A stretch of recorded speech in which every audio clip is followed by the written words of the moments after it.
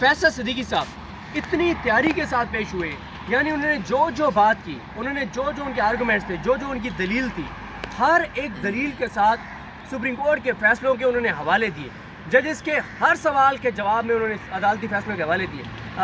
Justice Musarrat इलाही साहबा ने बड़ा वो भी खैर बड़े सवालात उठा रही हैं कि उन दो जजेस के हवाले से जस्टिस आयशा मलिक साहबा और अकील अब्बासी साहब को उनको नहीं बिठाया जा सकता। तो उनकी हर सवाल, हर बात के जवाब में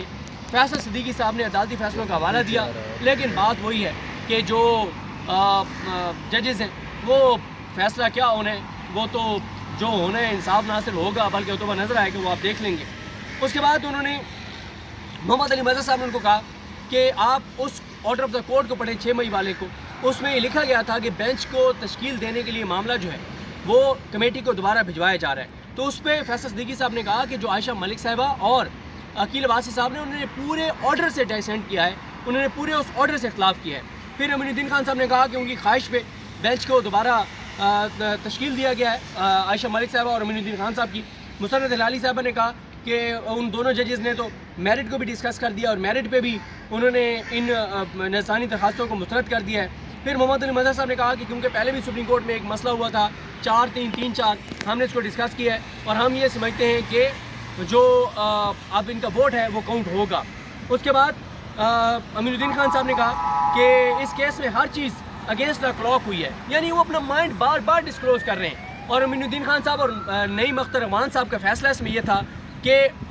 इदारे जो हैं, इलेक्शन कमीशन और दीगर इदारे जो हैं, वो सुप्रीम कोर्ट के 8 जजेस के फैसले को मत माने, क्योंकि सुप्रीम कोर्ट का ये फैसला गैर आइनी है और गैर आइनी फैसले जो है वो किसी इदारे को नहीं मानने चाहिए। ये इन 2 जजेस ने कहा था और आज माशाल्लाह वो अमीनुद्दीन खान साहब जो है वो बेंच के सरबराह हैं, आइनी बेंच के सरबराह हैं, अंदाज़ा लगाएं, और वो बड़ी तेज़ी से इस केस को चला रहे हैं। तो उन्होंने कहा इस केस में तो हर चीज़ अगेंस्ट द क्लॉक हुई है, यानी उन्होंने उन 8 जजेस के फैसले को अटैक किया। फिर उन्होंने कहा कि फैसल सिद्दीकी साहब को कि आप जब मेन केस शुरू हो तो आप मेन केस जो है उसमें आप दलाइल दे लीजिएगा। तो उन्होंने कहा कि सर बात ये है कि आप उस वक्त तक ये केस मेन केस सुन ही नहीं सकते जब तक यहाँ पे नंबर 13 नहीं होगा। 13 जजेस जब तक नहीं होंगे तो 13 जजेस के रिव्यू को आप 11 कैसे सुन सकते हैं, और आप उन 2 जजों को कैसे निकाल सकते हैं, आयशा मलिक साहब को और अकील अब्बासी साहब को। फिर फैसल सिद्दीकी साहब ने कहा कि उन्होंने काजी फाइज़ केस, पनामा केस और केसेस और पुराने केसेस के हवाले दिए कि जहाँ पे जजेस ने अगर पहली समात पे डाइसेंट कर भी दिया तब भी वो बैठे, रिव्यू में भी उतने जजेस बैठे, ये सारे उन्होंने अदालती फैसलों के हवाले दिए। और उसके बाद उन्होंने कहा कि जो 11 जजेस हैं उन्होंने कहा कि हम नोटिस कर रहे हैं, तो उन 2 पे इन 11 जजेस का फैसला बाइंडिंग है, उनको बैठना चाहिए, वो उनको बैठना होगा। हाँ, आप उनको बिठाएं, अगर फिर भी वो कहते हैं कि हम नहीं बैठना और वो रिक्यूज़ कर जाते हैं वो एक अलग बात है, लेकिन आप उनको दोबारा बुलाएं, बिठाएं, आप उनको इनवाइट करें कि आप आएँ। हाँ, वो ओपन कोर्ट में आके रिक्यूज़ कर जाते हैं, बेंच से अलग हो जाते हैं, वो एक अलग चीज़ है। फिर उसके बाद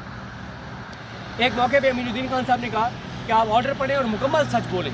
फैसल सिद्दीकी साहब को कहा, फैसल सिद्दीकी साहब ने कहा कि इस मुल्क में मुकम्मल सच कौन बोलता है, 10% भी सच बोल लिया जाए तो क्या बात है। उन्होंने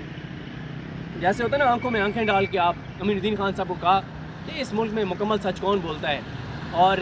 ज़ाहिर है इस वक्त जो सच है वो आपको भी पता है, मुझे भी पता है और उन जजेस को भी पता है जो ऊपर बैठे हुए हैं। उसके बाद मुसर्रत इलाही साहबा ने कहा एक मौके पे, अच्छा अमीनुद्दीन खान साहब बार बार उन्हें कहते हैं आप ख़त्म करें, जल्दी करें, मतलब वो। अच्छा, मैंने एक और चीज़ नोट किया है कि जो ये अमीनुद्दीन खान साहब जो बेंच के सरबराह हैं या मोहम्मद अली मजहर साहब हैं, जिनका वाज़ेह तौर पर नज़र आ रहा है कि वो किस तरफ केस को लेकर जा रहे हैं, कोई वो नोट्स नहीं ले रहे, जैसे होता है ना कि वो नोट्स ले रहे हों। अच्छा, बाकी भी कोई ख़ास नोट्स नहीं ले रहा सिवाय सलाउद्दीन पंवर साहब के, वो बहरहाल साथ साथ नोट्स ले रहे होते हैं, वो कौन सा PLD है, कौन सा हवाला है, कौन सा केस है, किसका हवाला, वो लिख रहे हैं। बाकी को ख़ास नोटिंग नहीं हो रही कि जजेस जैसे साथ साथ नोट कर रहे होते हैं, चीज़ें नहीं हो रही। तो पता नहीं आप जजेस एक माइंड शायद बना चुके हैं अपना कि उन्होंने क्या फ़ैसला देना है। उसके बाद ही आगे आ जाए, मुसर्रत इलाही साहब ने एक मौके पे कहा फैसल सिद्दीकी साहब को कि आप इंसिस्ट कर रहे हैं कि हम आपकी बात मानें। फैसल सिद्दीकी साहब ने कहा कि हर वकील की ये कोशिश होती है कि जजेस उसकी बात माने, वो इंसिस्ट करे। उसके बाद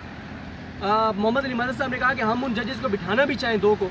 तो उनमें से एक जज जो है वो तो इस वक्त पाकिस्तान में ही नहीं है, तो उनको कौन लेकर आएगा। मोहम्मद अली मजहर साहब ने कहा कि फैसल सिद्दीकी साहब ने कहा कि देखें उसका एक तरीका है, कौन सी ऐसी जल्दी है, 10-10 साल से सज़ाए मौत की अपीलें पेंडिंग हैं, لوگ سڑ رہے ہیں، مر رہے ہیں جیلوں میں، یہاں پہ فیصلے ہوتے ہیں تو جب بری کرتی ہے سپریم کورٹ تو بندے مر چکے ہوتے ہیں، تو اگر ان کے فیصلے ضائع موت والوں کے 10-10 سال تک فیصلے نہیں ہوتے تو اس میں کون سی آپ کو اتنی جلدی ہے؟ پینڈنگ رکھ لیں، اس جج کو واپس آنے دیں تو ہو جائے گا۔ اس کے بعد انہوں نے کہا کہ امین الدین خان صاحب نے کہا کہ جب وہ بار بار کہہ رہے تھے کہ آپ ان کو دعوت تو دیں کہ وہ آئیں وہ بیٹھیں، تو امین الدین خان صاحب نے کہا کہ آپ ان کو دعوت نامہ بھیج دیں۔ نصرت علالی صاحبہ نے لائٹر نوٹ پہ کہا کہ آپ مجھے ٹکٹ کٹوا دیں، میں جا کے ان کو لے آتی ہوں، عائشہ ملک صاحبہ کو۔ تو یہ ساری چیزیں تھیں، اور اسی طرح سے جو نصرت علالی صاحب ہیں وہ بھی بار بار اس بات کو سپورٹ کر رہی ہیں کہ آپ ان 2 ججز کو بینچ میں نہیں بٹھانا چاہیے۔ اور جس طرح سے میں نے آپ کو عرض کیا کہ 90% جو ریمارکس ہیں، سوالات ہیں، جوابات ہیں، وہ محمد علی مظہر صاحب نے دیے ہیں۔ اور پھر ایک اور جو آج انہوں نے بات کی فیصل صدیقی صاحب نے، انہوں نے کہا کہ ابھی تک جو آئینی بینچ ہے اس کے رولز نہیں بنے، جب اس کے رولز نہیں بنے تو آپ کام کر رہے ہیں سپریم کورٹ رولز کے تحت۔ سپریم کورٹ رولز یہ کہتے ہیں کہ جو آتھر جج ہے وہ لازمی بیٹھے گا، اور جب آتھر جج لازمی بیٹھے گا تو آپ کو بٹھانا پڑے گا منصور علی شاہ صاحب کو۔ اور پھر اسی طرح سے انہوں نے کہا کہ رولز کی جب بات ہو رہی تھی تو اس پہ انہوں نے کہا کہ رولز کے اوپر کہ انہوں نے جمال خان مندوفیل صاحب نے کہ رول جو ہے وہ کمیٹی نے نہیں بنانے بلکہ تمام ججز اس کمیٹی کا حصہ ہوں گے آئینی بینچ کے جب یہ رولز بنیں گے۔ تو بہرحال آج فیصل صدیقی صاحب کے دلائل جو ہے وہ مکمل ہو گئے ہیں، اور ساتھ میں آپ کو بتا دوں کہ فیصل صدیقی صاحب تو ظاہر ہے مین اس وقت سنی اتحاد کونسل کے وکیل ہیں، ساتھ حامد خان صاحب ہیں، اور لطیف کھوسہ صاحب کمرہ عدالت میں موجود تھے، سلمان اکرم راجہ صاحب تھے، شعیب شاہین صاحب تھے، سمیر کھوسہ صاحب تھے، نعیم احمد پنجوتا صاحب تھے، شبلی فراز صاحب تھے، کنول شوزب تھی، اور بہت سی پی ٹی آئی کی خواتین جو ہیں وہ موجود تھیں۔ کل تک 11:30 تک یہ کیس کیا ہے، میں نے شروع میں آپ کو بتایا کہ حامد خان صاحب کی 2 درخواستوں کا نمبر لگ گیا ہے، ان میں سے ایک لائیو سٹریمنگ والی ہے کہ براہ راست نشریات دکھائی جائیں اس کیس کی، اور دوسری ان کی درخواست ہے جس میں کہا گیا کہ 26 آئینی ترمیم کا جب تک فیصلہ نہیں ہوتا تو تب تک اس کیس کو پینڈنگ رکھا جائے۔ ان دونوں درخواستوں میں کیا ہے اور جس درخواست کا نمبر نہیں لگا اس کا نمبر کیوں نہیں لگا، اور حامد خان صاحب نے کیا تلخ بات جو ہے وہ ججز کو بتائی جو جج سننے کو تیار نہیں تھے، اس پہ نیکسٹ ویڈیو میں بات کریں گے۔ اب کل جو ہے وہ حامد خان صاحب دلائل دیں گے، اس کے بعد پھر ان درخواستوں پہ جو رن جنرل ہے جو دوسری سائڈ ہے وہ دلائل دیں گے، اور پھر دیکھتے ہیں یہ معاملہ کس طرح چلتا ہے۔ لیکن میں نے آپ کو شروع میں یہ بتا دیا تھا کہ جسٹس امین الدین خان صاحب اور جسٹس محمد علی مظہر صاحب وہ بہت زیادہ جلدی میں ہیں کہ جتنا جلدی ہو سکتا ہے یہ مخصوص نشستیں جو ہیں ان کا فیصلہ کیا جائے، اور فیصلہ کیا آنا ہے وہ مجھے پریڈکٹ کرنے کی ضرورت نہیں ہے، وہ آپ پاکستان کے کسی بھی حصے میں، آپ پاکستان کے کسی گاؤں میں بیٹھے ہیں، دیہات میں بیٹھے ہیں، کسی بالکل سنسان علاقے میں بیٹھے ہیں، یا آپ دنیا کے کسی بھی کونے میں بیٹھے ہیں، آپ کو پتہ ہے کہ اس کیس کا فیصلہ کیا آئے گا، مجھے پریڈکٹ کرنے کی ضرورت نہیں ہے۔ مجھے اپنی دعا میں یاد رکھیں۔ اللہ کریم ہم سب کا حامی ناصر۔ اللہ